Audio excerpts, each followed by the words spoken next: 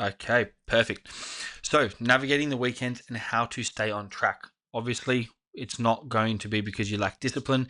It's going to be a plethora of things, and it's going to be between obviously the environment that we have, the social situations that we are put into, and also our emotions, hormones, and just our physiology as well. So, why people really fail over the weekends, and it's not because we lack knowledge. We live in a world where we have information at our fingertips. We do not have a lack of information, whether it's from social media, from YouTube, or from the internet.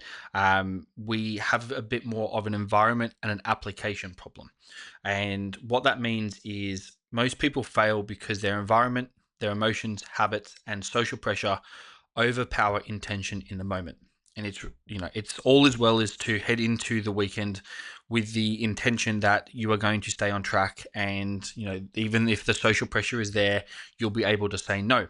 But what we don't account for is that how hard it is to actually say no when there is that social pressure, when you do have cravings, when you are hungry, when emotions may be high, willpower just won't cut it. And that's why it is so hard to say no. Why weekends are obviously different to the week, because during the week there is that routine, there's that structure, there's predictable meals. On the weekend, spontaneous meals, alcohol, social pressure, and more food cues. Now, just to quickly pause on this, if anyone has any questions, please feel free to jump in, cut me off. I would rather you answer the question while we're on the slide so that you are getting, obviously, the information in the time. You're not going to forget anything. So just feel free to jump in whenever. Obviously, with the weekends, the spontaneous meals, alcohol, social pressure, more food cues, that routine is no longer there, which makes it significantly harder to stick to. The weekends are a higher risk environment. It's not a magically fattening 2 days. It just simply creates a higher risk behavioral environment with more food availability and less routine. And this is where most people fail. And this is where the systems are actually tested. So if your weekday adherence only works because your routine is strict, you haven't built a habit. You're just relying on your Monday to Friday routine. And the weekend exposes that gap. The solution is not to be more disciplined despite what anyone tells you. It's not just to try harder. The solution is building a system around your weekends. And it all starts with an evolutionary problem. Now, over the last 300,000 years, we have obviously evolved a lot. Not to give you too much of a history lesson, but most of that time, calories were scarce and we didn't know when our next meal was. So it's a bit naive to think that even over the last 200 years, when we have had much more food available, that we can undo hundreds of thousands of years of evolution. And that is why we gravitate towards the calorie dense foods. The sweet, the salty, and the fatty foods were rare, and we didn't know when our next meal was. So our brain developed the reward system to seek them out. Your brain, and when you don't know when your next meal is, you're going to want to choose that higher calorie food that is going to sustain you for longer. The modern mismatch. Today, we live in a highly palatable food is everywhere. Social media, the supermarket when you go to the checkout, YouTube, everything. It's everywhere that you go. And it has been engineered over the last 50 years to be addictive, to be easy to overconsume, and your brain is responding normally to an abnormal environment. And we need to focus on removing the shame here. Instead of I have no self control, we want to have a mindset shift of my environment is triggering automatic behaviors and I need better systems. So, as you can see, the theme is not I just need to try more, I need to be more disciplined. It's all about the systems, the structures, the routines that we can build both in the week and in the weekend that are going to help us stay on track. Now, a lot of people just know hunger as hunger, but most people don't know is there's actually two types of hunger. There's homeostatic hunger, which is the physical hunger. This is the hunger that you experience when you haven't had a meal in a long time. This is the hunger that you experience when you have been in a calorie deficit for an extended period of time and you truly are lacking the energy that your body needs.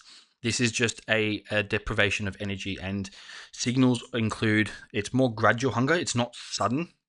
Obviously, you've got that stomach emptiness, the rumbling and reduced energy. This is where you start to feel lethargic, you feel tired. This is the hunger that is what we call true hunger. And a good way to distinguish the homeostatic hunger is if you just had like a bowl of rice or a bowl of lettuce or something really plain, not very enjoyable in front of you, and it looks appetizing to the point where you just want to feel full. That is what we would call homeostatic hunger. Now, most people don't have this. Most people experience something called hedonic hunger. And this is reward driven eating. This is where your body does not necessarily need the energy. You're not in a deprived energy state. You're just looking, or your brain is just looking for the stimulation, the pleasure, or the comfort. And this is why when you are emotional, when you're tired, when you're in a social situation, it's really, really hard to say no, is because your body is just seeking that stimulation or that comfort. That's why we fall back into those bad habits. And like I said, it's why when you are feeling emotional, you're feeling sad, you're feeling stressed, the first thing that we reach for is actually just the food. It's the cookie in the cupboard, it's the biscuits, because we're just seeking that comfort. Now, the weekend reality is most weekend overeating is hedonic. It's not homeostatic. And this is because we're heading into the weekend almost deprived and depleted from decision making. The solution is managing cues, emotions, and decision making, not just adding more protein. We know that obviously protein is going to be more satiating. It's going to fill you up and it's going to help you feel fuller for longer, but you can't just out protein hedonic hunger. So, what dopamine actually does is dopamine is not just simply pleasure, it drives wanting, seeking, and anticipation. And the anticipation of food is often more powerful than eating it. And I know that we've all experienced this. It may have been, a TikTok or Instagram reel that you've seen someone making some delicious meal, or it might be that anticipation of that burger or pizza that you've been waiting for all week. And we know that the anticipation of that is the most powerful part. It's the part that, you know, is the most exciting, because when you have that meal, it's not as expected and it's a little bit of a letdown. And that's because the dopamine is in the seeking and the wanting of that anticipation. Now, how food cues can trigger wanting. So obviously, like I said, there's the social media, but it may be walking past a bakery, a friend ordering dessert and going, oh, that looks good. Or it might even just be an exciting menu. All of these cues trigger wanting. Oh, sorry, we've got one more. Right. All of these cues trigger wanting before the physical hunger actually exists. So, why just saying no is weak? The urge begins before conscious reasoning actually catches up. And we'll dive a little bit more into like the physiology in the brain in a second. But you don't, like I said, the theme of this is you don't just need to try harder. You need systems that work before the cue fires, because willpower after it's not going to work. So the thing is, we know that willpower is limited. Self-control is influenced by fatigue, stress, sleep, and environment. We've all experienced it. You've had a really stressful day, you're exhausted, everything possible has gone wrong that day. You get home and all you want is just to reach into the cupboard and grab that biscuit, that cookie. And after a long week, the brain leads to that comfort. After a stressful day, your brain leads to that comfort. And that is why Friday night is so dangerous, because it's not just about the hunger, it's the mental fatigue, the emotional depletion, the low structure, the high reward availability that's been building up all week. It all happens at once. And that is why we all struggle to say no in the time, because we have two parts of our brain, the logical side and the emotional side. And I'll tie back into this in a second, but the solution is to reduce decision making. So making sure that we also make decisions pre-planned rather than in the moment. So repeatable meals, pre-planned restaurant choices remove the need for willpower, because we know that no matter how much willpower you have, eventually there will come a time where it will fail. So that is why the pre-planning and the structure is what is going to allow us to stay consistent. So the negotiation, you've been good all week. The one night won't matter. Everyone else is eating. This is like the little voice in the back of your head that's convincing you to have that extra dessert, or it's okay to have that extra cookie or go off plan. And that is the emotional brain. So the inner voice is the emotional brain creating the comfort for now. And we don't need to eliminate it. We just need to stop obeying it automatically. And what we need to do is create some space. So helping, we need to help, or I need to help people pause between the urge and the action. So the pause is where the choice lives. And if we have the ability to take a step back, pause before we make that decision, that is where the choice lives. And that is where the logical brain is able to step in and catch up and say, maybe this isn't the best idea. Maybe I don't need it. Or I have had this before. I know that it's not going to taste as good because the anticipation of it is actually the most exciting part. And what happens is when one rule is broken, then it leads into the I've ruined it anyway. And this is where the spiral starts. So the dessert didn't ruin the progress, the interpretation did.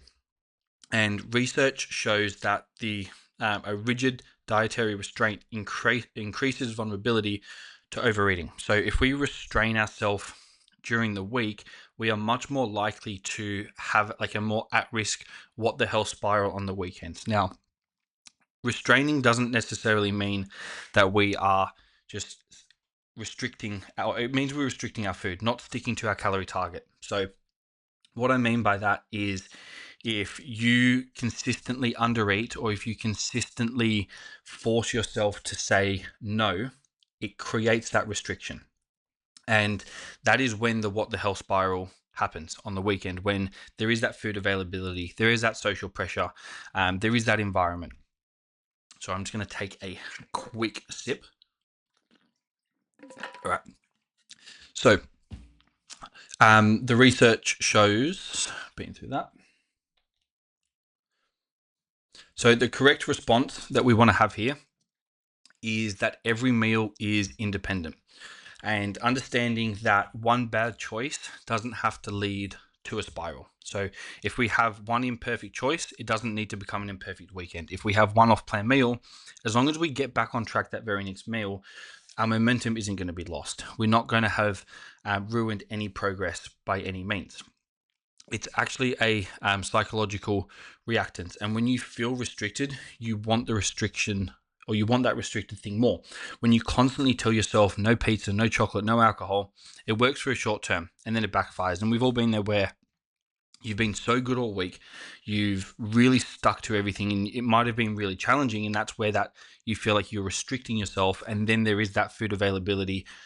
You go to that social event and they have some really good looking desserts coming out, and that's when that little voice inside your head, the emotional brain, kicks in and says, I've been good all week, I can just have one plan off. And then you have that dessert, and because you've started, it's really, really hard to stop. And that's when the what the hell spiral happens. So the key point in this isn't actually the going off plan, it's what's happened the entire week leading up to it. It's what all of the decision fatigue that has happened, the mental exhaustion from the week that has happened.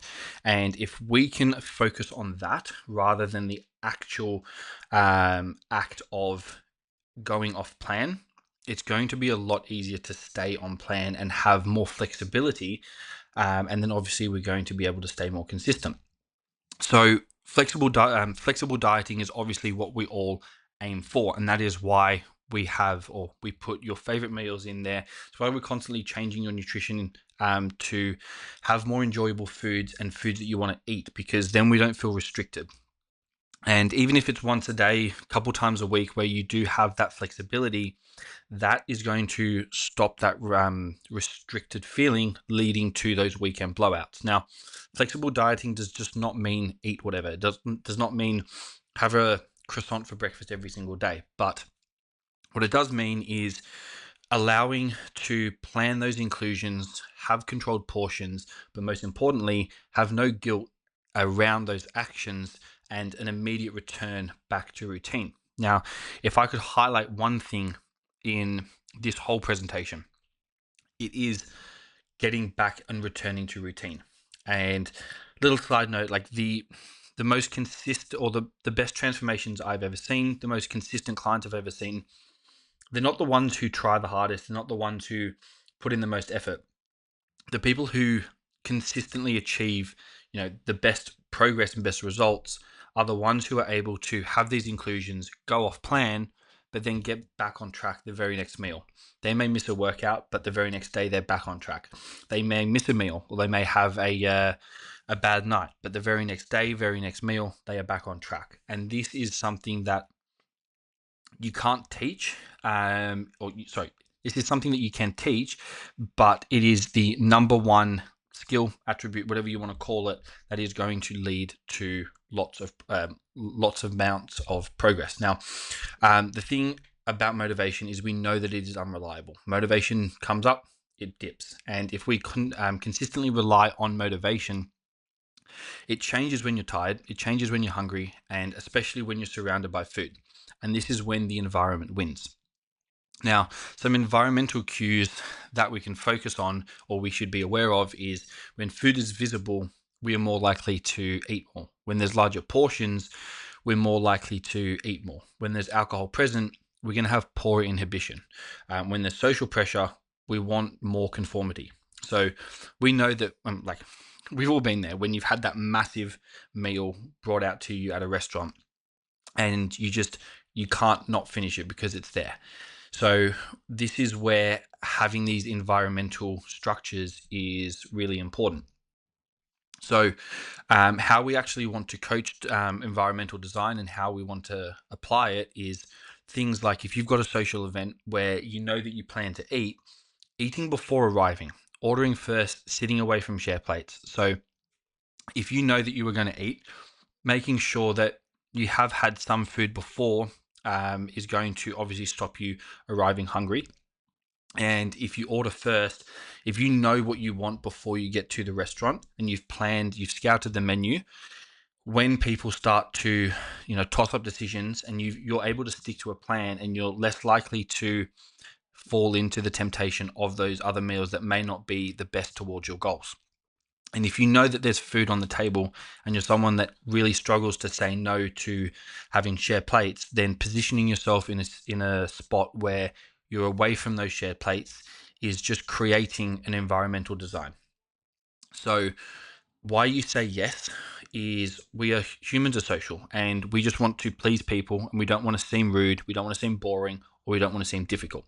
And this is why people struggle to say no so much. So instead of saying no, we want to use a preferred language, and things like, I'm good for now, I'll have some later. I'm having drinks tonight, so I'm skipping dessert. We're not actually saying no, and it's much easier to say these scripts or these repeatable sentences than just say no. Because when we say no, there's that guilt or that feeling of being boring or not conforming to the pressure, or just even upsetting people. So a prepared sentence is a tool. A rehearsed response reduces social pressure in the moment, and you need to have these scripts, not just intentions, because we know that intentions and willpower in the environment where there is social pressure, where there are emotions, where there is, cravings, that just doesn't cut it, and it will fail. And that is why these scripts and plans is what is going to keep you consistent through those environment or events. Now, 2 reasons alcohol matters. First, it contains calories. Now, we all know that it contains a lot of calories, and it's really easy to consume a lot of calories from alcohol. The second is it reduces inhibition, and it impairs the ability to pause, plan, and stop impulsive actions. We know that it shuts off your logical brain. And if it shuts off your logical brain, it's much harder to take that step back, create that space, and let the logical brain catch up before the emotional brain makes that decision. And that is why most people struggle when it does come to those to saying no as well, is because we don't take that space. And this could just be saying no to that cookie in the cupboard. We don't take that space to let that logical brain catch up. We just act on the emotional brain. So the pattern is, most people don't overeat before drinking, they overeat after drinking. The solution is the post-drinking behavior, the post-drinking plan. And the strategy around that is, we want to set a drink limit Obviously, we all have different tolerances to alcohol. Some people might have a limit of around 2 or 3. Some people could be 10. And we want to know our limit before we start making bad decisions. So set a drink limit and be strict with yourself on that drink limit. Alternate with water. Pre-plan the post-drinking meal and avoid turning alcohol into a takeaway trigger. We all know how good that kebab tastes after a few drinks. But if we can have a pre-planned meal, whether it is that you're going to go to a certain place for food because you have accounted for it, or you have a meal at home when you get home and you finish the event, having these pre-planned meals is going to avoid the alcohol takeaway trigger. And it's a logical trap. People try to save calories before a social event, and it looks logical. And you hear a lot of people talk about it on social media about, oh, don't eat all day and just save all your calories for when you get to the event. And like I said, it looks logical, but behaviorally, it often fails. What actually happens is you arrive overly hungry. Your inhibition is lower. Food is more rewarding. So what happens is you eat faster, and it's a real struggle to stop. So the better approach is having a higher protein breakfast, having a normal lunch, making sure you are hydrated, having something small to eat before you get to the event so that you arrive satisfied and not starving. Because when you are starving, your emotions are high, that hunger is high. Then there's that social pressure of trying to please your peers. That is where willpower fails. If we arrive satisfied and not starving, we are going to be able to go off plan or have that included social event and then still stay on track. And as you can see, it's not the event, it's the lead up to the event, whether that is throughout the week, throughout the day.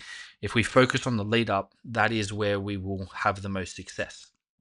Because what causes the Monday jump? We've all had it. It's, you have a big meal over the weekend, you have a couple drinks, and that scale jumps up on a Monday. It's not body fat, it's carbohydrates, sodium, alcohol related inflammation, and later meals. There's more food volume in your stomach. You have that reduced sleep. When you have that reduced sleep, we know that cortisol is going to go up. We know that inflammation is going to be higher.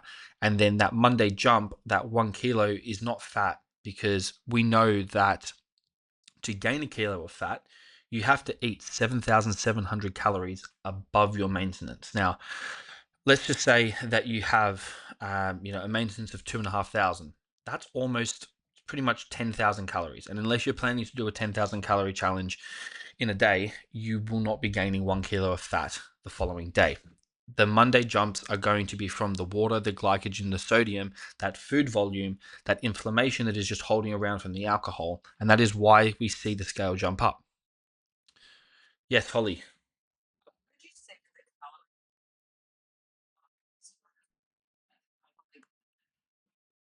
7,700. It's a lot.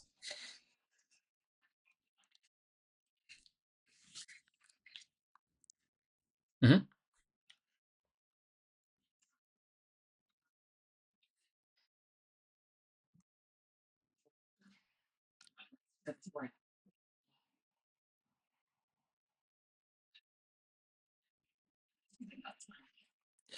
So this is where the planned or the preparation, the lead up to the event is important. Something that I do personally, and I've had a lot of clients do, is if you know that you love those like sour candies, the best thing to do is, because obviously and I believe we might have spoken about it, but I'll speak about it again because a little bit off sidetrack, but I will tie it back in. Um, it's about creating a loop in your brain. And when you open that packet of candy, your brain wants to complete that loop. The only way that we complete that loop is by finishing the whole bag of candy. And then you are satisfied. That's why it is, once you open that packet of chips, whatever it may be, it is so hard to stop midway. So, what we can do is we can create our own loop. Now, let's say you've got like 200 grams of lollies, what you can do is take 50 grams, 100 grams of lollies and put it in a Ziploc bag, take that to work.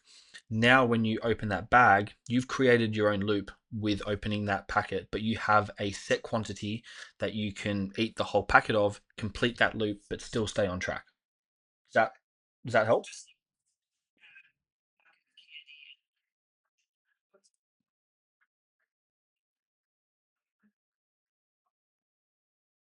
Exactly.